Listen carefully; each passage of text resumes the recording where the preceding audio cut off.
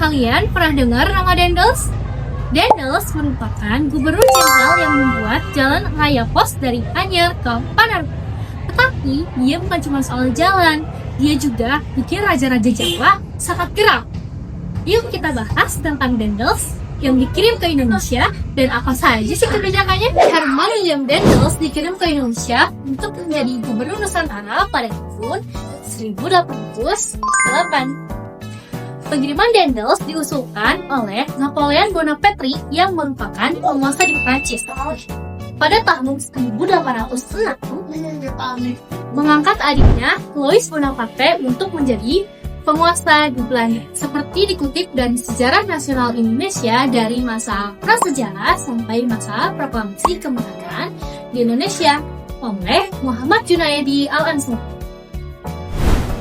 Daendels memperbarui sistem pemerintahan lama yang berlaku pada masa sistem pemerintahan Vios dikarenakan terpengaruh oleh revolusi Prancis. Namun tujuan utama Daendels adalah untuk mempertahankan Nusantara, terutama Pulau Jawa, dari serangan pasukan Inggris dan memperbaiki nasib rakyat Indonesia akibat tindakan-tindakan VOC. Di sisi lain, pada praktiknya, Daendels berperilaku seperti diktator. Herman Willem Daendels menjabat sebagai gubernur jenderal Hindia Belanda pada tahun 1808 hingga 1811. Dan Daendels juga ditugaskan untuk memperbaiki keamanan dan administrasi pasca runtuhnya VOC.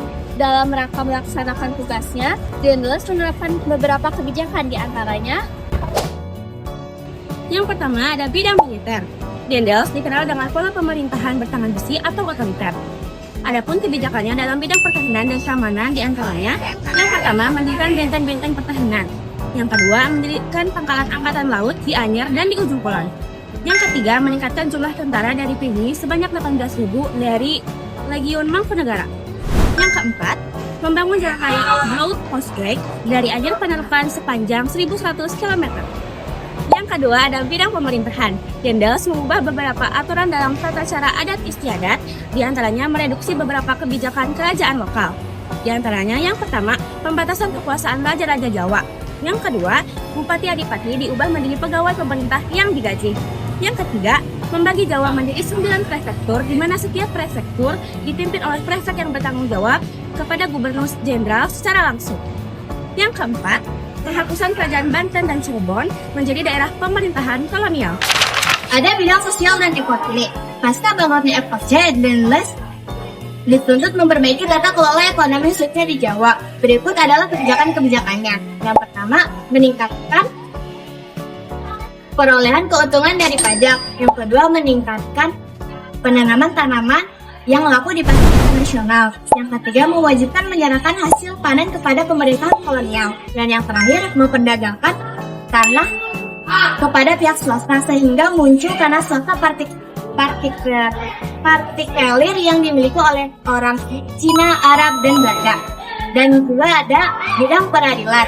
Pada bidang peradilan, Daendels menerapkan 3 jenis peradilan. Yang pertama, untuk peradilan orang Eropa, Timur Asing, dan juga rakyat biasa. Daendels juga membuat aturan untuk memberantas korupsi kepada siapa saja, termasuk orang Eropa dan Timur Asing.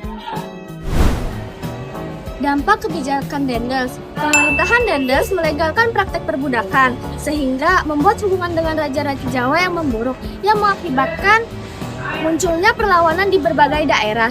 Kebijakan penjualan tanah dan tidak produktifnya hasil dari wilayah-wilayah yang membuat Daendels dipanggil kembali ke Belanda, digantikan dengan pemerintahan Janses. Akhir kekuasaan Daendels di Indonesia.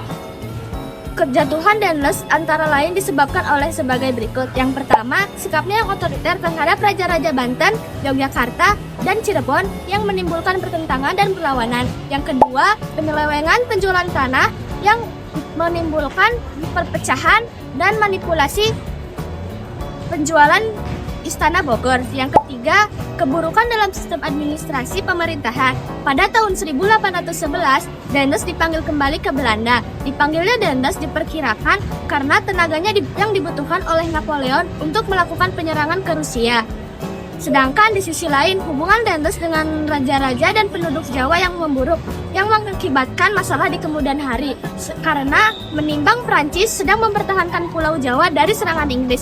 Louis Napoleon mengangkat Janssens untuk menggantikan Daendels sebagai jenderal Hindia Belanda yang baru. Pemerintah Janssens dapat dikatakan lemah dikarenakan tidak ada perubahan yang lebih baik pasca Daendels terhadap kebijakan di Pulau Jawa. Hal ini terbukti dengan menyerahnya Daendels kepada Inggris pada 18 September 1811. Janssens gagal menahan serangan Inggris bersamaan dengan Legiun Mangkunegara. Janssens menyerah di Tuntang, daerah Salatiga di Jawa Tengah. Pemerintah kolonial terpaksa menandatangani perjanjian yang disebut Kapitulasi Tuntang tahun 1811 yang berisi Pulau Jawa dan daerah sekitarnya yang dikuasai Belanda serahkan kepada Inggris. Semua tentara Belanda menjadi tawanan Inggris. Orang-orang Belanda dapat dipekerjakan dalam pemerintahan Inggris. Dengan ditandatanganinya perjanjian ini, wilayah Hindia Belanda resmi menjadi koloni Inggris. Dengan disepakatinya kapitulasi Tuntang tahun 1811, menandakan berakhirnya penjajahan Prancis di Indonesia.